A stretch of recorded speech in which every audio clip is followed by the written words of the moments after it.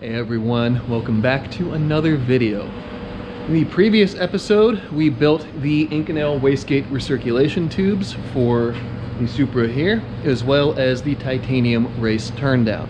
And we got to hear a little sound clip of it as well. And the thing sounds crazy, and I'm extremely happy with the way that everything has came out so far in regards to this exhaust. So today, we are going to begin on the full exhaust, as this thing is, while it is a drag car, it serves dual purpose as a street strip car. And when I am street driving it, I want it to be as civilized and enjoyable of an experience as it possibly can be.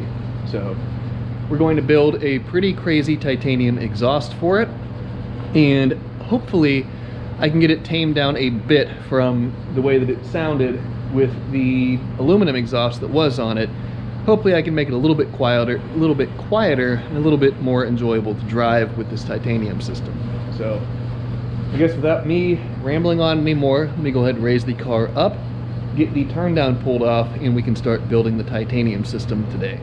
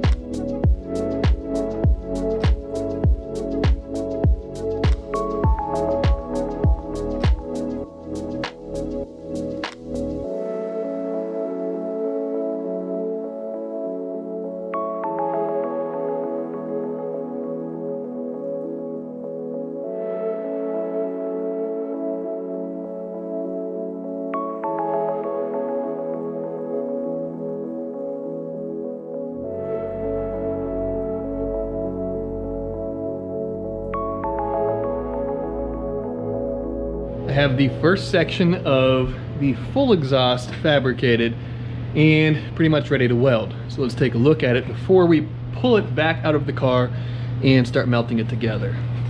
So here is what we have. And we necked down from 5" to 4.5" just to provide a little bit better ground clearance and the ability to tuck this up close to the chassis a little bit more effectively. We have a little bit of an angle and a straight that brings us down to a location where I'll be able to put another angle off the end of the straight section, and then this longer straight section will hug really close to the body, and I'll follow right along through this pocket right here, through this contour, and then we'll be on our way to the back of the car. So what I'm going to do is weld this exhaust together in multiple sections, and the reason I'm doing that is rather than having to back purge an entire long big section, or the full exhaust for that matter, if I do it in little sections, I'll A, get a more effective purge, and B, be able to contend with the piece a little bit more easily over on the welding bench. So we're ready to weld this first section. Let me pull it out of the car, get everything plugged up and fastened down and everything. And once we get some gas flowing through it for a few minutes, we'll be ready to strike an arc and make this first section one piece.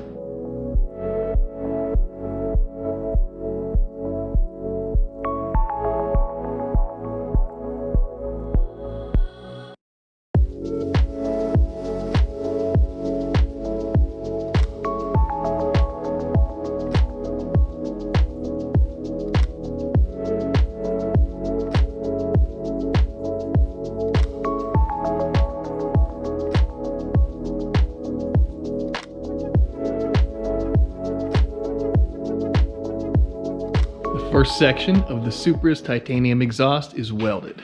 So here's what we ended up with. And again, it had some of that colored banding that I was talking about in the previous video. And I think that that is a result of the surface finish. Now, the polished tubing that I used like on Jared's car came out perfectly crystal clear. This surface finish, it can't help but get that banding around it. So it's just going to be, it kind of is what it is. As I'm not going to sit and polish all of the stuff I'm building this exhaust out of.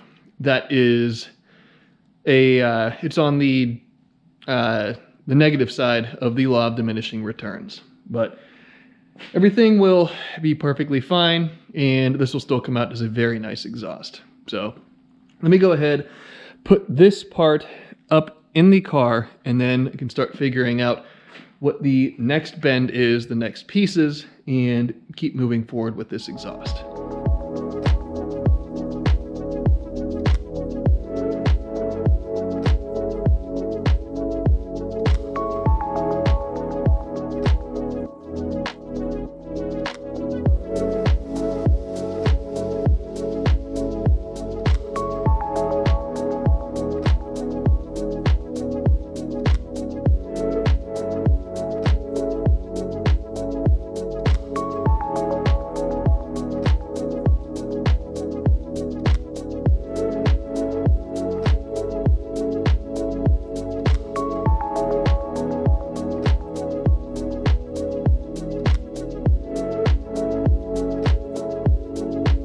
I have the second section of the Supra's new exhaust tacked in place, fitted, all of that. Let's take a look.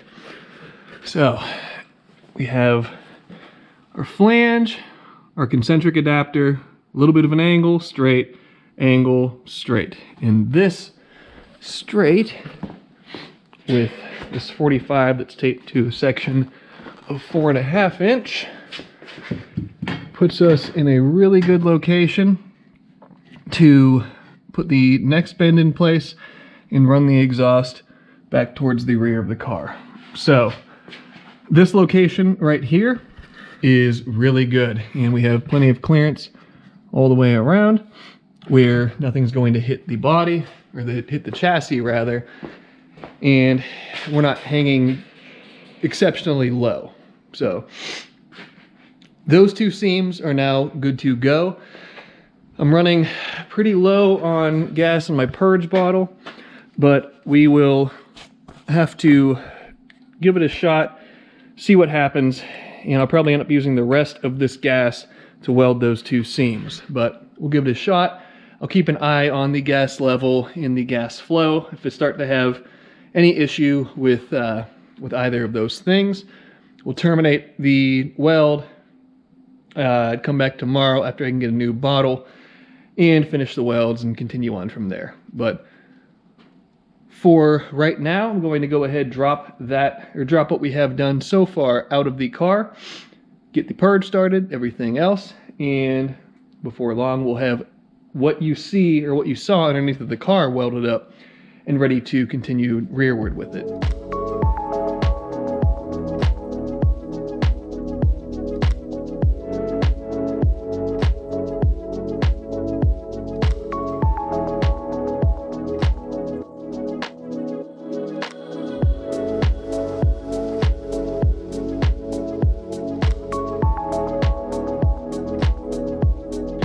Well, that second section is now welded onto the onto what we had of the exhaust, and it's cooled off and ready to be reinstalled. So here's what we ended up with, and these welds came out a little bit better than the first couple. So I think what I was trying to do is, since these elbows are so much thicker than the tubing and the concentric adapters and everything else, I was trying to apply heat to penetrate entirely through those elbows, and I just don't have the way, or I don't have a good way to apply enough gas coverage to combat the amount of heat that I was applying for these welds. So I realized that I don't necessarily need to fully penetrate every piece that's going into this exhaust. And I know that may sound counterproductive, but sometimes you just have to be realistic about the parts that you are building. And in this instance, I would rather have the exterior aesthetics be beautiful than anything else. So this is ready to go back into the car. So I'll go ahead and do that real quick, and we can see, make sure that nothing moved, and play around, I guess, for a few more minutes and see where the next section is going to lie. With what we have completed currently of the exhaust reinstalled, nothing appears to have moved around and put us in a disadvantageous location to continue building backwards. So here's where we have ended up right now. And looking at it from the side, we have plenty, or we will have plenty of ground clearance. And I got this thing tucked up just about as far as I was comfortable with, where it still doesn't contact anything. So good success, or great success right there. And the even greater success is with these pieces right here. So this cut that came off of the first straight section on the exhaust up there, coupled with this 45 and this 45, should be the next section that will be installed onto the onto what we're building. So the length and the two bends, everything seems to be exactly what I was after. So I guess you can also see my lonely argon bottle back there. I did run out of gas on the purge side, or not completely, but 100 psi in the bottle doesn't get you very far when you are purging and working with tie like this. So I'll need to get a new bottle tomorrow morning, and then I can get started on this section right here. Get it welded, or get these two pieces welded together, figure out where this couples onto the other side of this straight, weld that, mark out where it goes on there, weld that seam together, so on and so forth. And this is just a dance back and forth on the car, off the car, so on and so forth, doing the fabrication waltz, if you will. But with all that being said, we are about at the end of what I'm able to do here today. So I will get a fresh bottle of argon tomorrow, and we will reconvene then and continue building the exhaust towards the rear of the car. We're going to start today by building one of the Supra's two mufflers. So if I build it now, I can determine how much of the fiberglass packing material I'll be using and determine how much additional I need to order, if any. So I have everything for the first muffler laid out here on the bench. We have our two perforated tube sections, the caps, the concentric adapters in the muffler case itself. And I need to trim about 6 inches off of this muffler case, as this first muffler will be located kind of in this pocket right here. And the way it is now, it's just a little bit too long to get it tucked up as tight as I want on the bottom of the chassis there. So if I trim 6 inches off and I put the car on the ground, measure it off camera, so on and so forth, I'm pretty sure 6 inches should get us right where we need to be in terms of positioning this muffler under the car. So let me go ahead and get that marked out. I can get the case cut and we can start building this thing.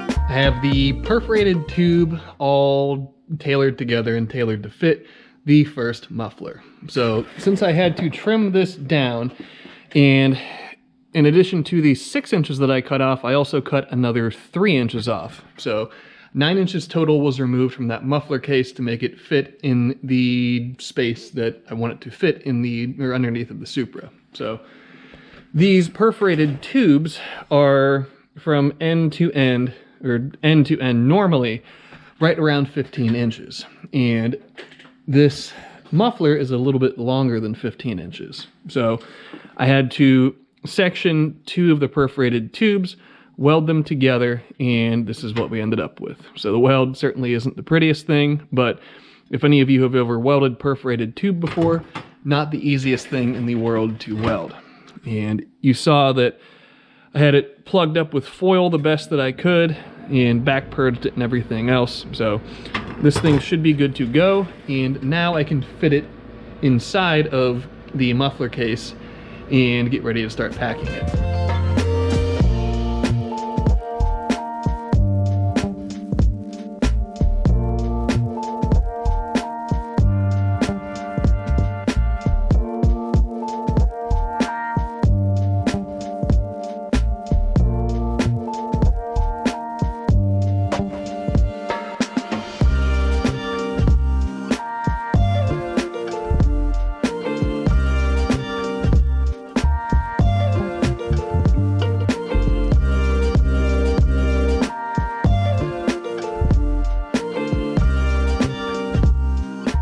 Alright, we have the muffler all fabricated and ready to weld. So this is the inlet side here, outlet side is on the other side. So starting off, we have the female V-band flange tacked onto the muffler assembly, and the male flange is loose and will be welded onto the piece of tubing that is making its way into here. So when I do this with a male and female receiver style V-band, I like to have the male side flowing into the female side, as it seems a little bit less likely that you'll have a leak that way. Whether it makes a big difference or not is debatable, but that's the way that I like to do it. So we have our concentric cone stepping down from 4.5 to 4. The inside of the muffler is all 4-inch perforated tubing. Let's see if I can get my light to work. There we go.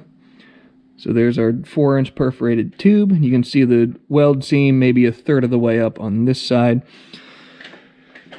Muffler case is pretty self-explanatory, and on the outlet side we step back up from 4-inch to 4.5 inch to go back to the nominal tubing size that we're using for the rest of the exhaust. So putting this together with the Tycon materials was extraordinarily easy. The caps just fit inside of the case. All that I did was mark out the distance that I wanted the cap to sink in there. I marked it out on 4 spots, the 2 sides, top and bottom, from this perspective. So that way I ensured that I have the cap in evenly the whole way around. So we're at the point now where I can go ahead and weld this thing up. And I will have to order a significant amount more of the actual muffler packing material, as I use all 5 of the bags that I had ordered on this muffler, and even a little bit of extra fiberglass that I had around here. So I'll order probably 10 or 15 bags to fill up the second muffler that we'll be building for this thing. But at least this one is packed. It is ready to be welded at this point, and I'll go ahead and get to that now.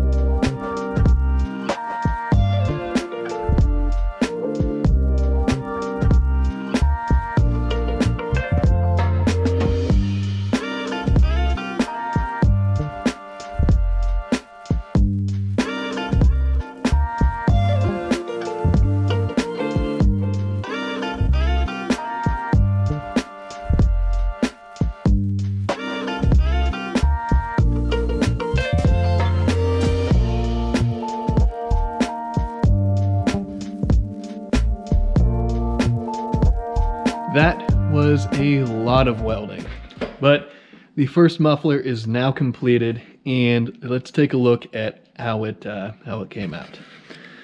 So again, inlet side with the V-band, 4.5 to 4 inch through the muffler, 4.5 again on the outlet. And building this, I learned a whole lot. I'm not extraordinarily happy with the way the welds came out, but I am extraordinarily happy with the learning experience that it was. And now when I go to build the second muffler for this car, or if I ever have to build another one of these again, then I have a good frame of reference and a good idea of what I'm doing, and have some new techniques that I can apply to building one of these mufflers that'll make it go a little bit more smoothly in the future. So now that the muffler is all welded up, we can go ahead and figure out exactly where it's going to be positioned in the car. So it will be somewhere in this pocket right here.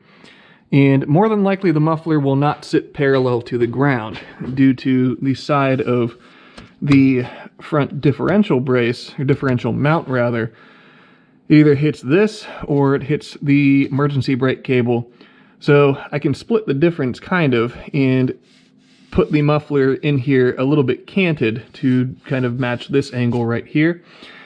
And that will allow me to tuck it up as high as I can and keep as much ground clearance as I possibly can. So I'm going to bring the muffler over here, kind of play around with a couple of ideas and see where exactly I can mount this thing. And then hopefully it'll be pretty seamless to make the mounting tabs and to get this thing mounted in here. Because once I have this muffler positioned, then I can go back and finish up the mid pipe, get it to where it ties into this muffler, and then all that we have to do is build from the axle back at that point in time. So let's go ahead and get the hard part knocked out now, and then we can work on some of the easier stuff tomorrow.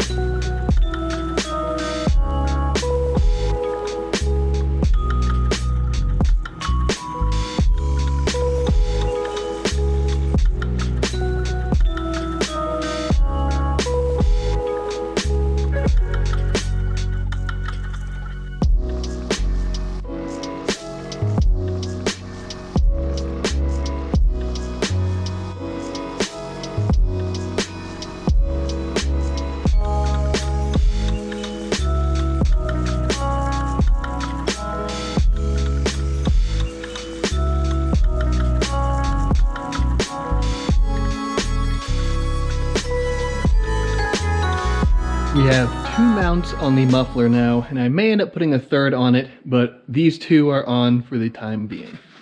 So this is the rearmost mount, this is the foremost mount. And these are pretty simple, just little tabs with gussets.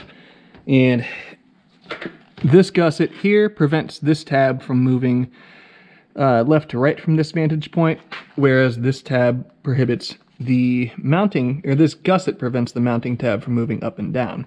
So it's very important to gusset your mounts, otherwise you can have things moving where you don't want them to, and this will be holding up a large portion of the exhaust. So you need them to be as strong as they possibly can be. So we're about done for the day, but I want to throw this back in, make sure that it still fits, and then tomorrow we can come in, finish the mid pipe, and continue from there. With the muffler in place under the car, let's take a look at what we have going on. So from the back, this is what we're looking at, and I have it tucked up as high as I can possibly get it. And I opted to not put the muffler at an odd angle, as the more that I looked at it, if I pivot, or if I would have pivoted the muffler, it would have dropped this side down towards the ground more, and that would have ended up causing a ground clearance issue. So the muffler is obviously hard mounted, and the reason for that is the engine is on plates, obviously, so there won't really be any movement that way, and I don't see any reason to have any movement in the exhaust as it makes its way towards the rear of the car. Now, I don't have a flex section in this, and I'm not putting one in there just because I don't want to have the possibility of having one rupture and then have a pain of a repair to knock out later on. So we'll build everything solid, and everything will be solid mounted. So have our rear mount right here, the front mount, I'm not sure if you guys can see it or not, but it is up here. No, you probably can't. It's pretty dark on the camera, but it sits right up there. And I more than likely will put a third mount, just because if this thing moves around enough, it can hit this differential mount, or hit the carrier mount right there, and I don't want to deal with any rattles or anything like that. So the inlet to it leaves me in a good location to be able to connect the V-band, get the clamp on and off, so on and so forth, and run it up to where we have the end of the mid-pipe currently. And the outlet of it puts us in a good location where the tubing will kick over this way, snake its way back around, and we'll make our way out the rear of the car with obviously a second muffler there when I have time to build it. But it's been a very long day. Building that muffler took much longer than I anticipated it, or than I anticipated it taking. So I'm pretty beat, and I'm ready to get out of here for today. So tomorrow, come back in, knock the mid-pipe out, and we'll see where else we go from there. Off camera this morning, I went ahead and I built a third mount for the muffler. Maybe a little bit difficult to see, but if you can see this fastener head right here, I put a simple tab on the top side of the muffler, and now this thing doesn't rock around at all. It is nice and firmly mounted, and I'm not worried about any movement, any deviation from its current location. So now we can go ahead and get the mid-pipe knocked out the rest of the way.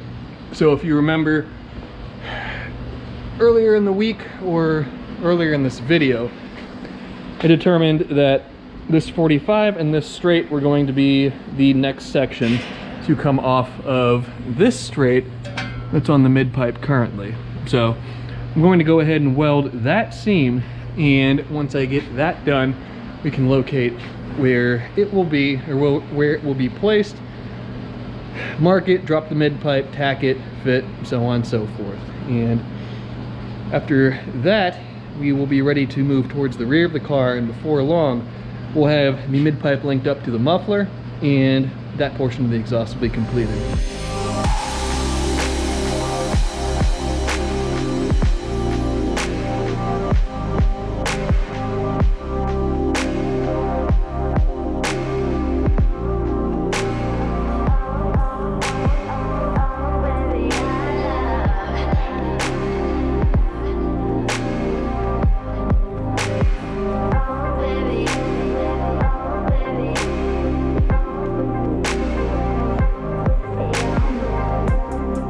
The mid-pipe is coming along nicely, but I wanted to take a moment to talk about reference points and how to utilize them as you're building an exhaust or any other components.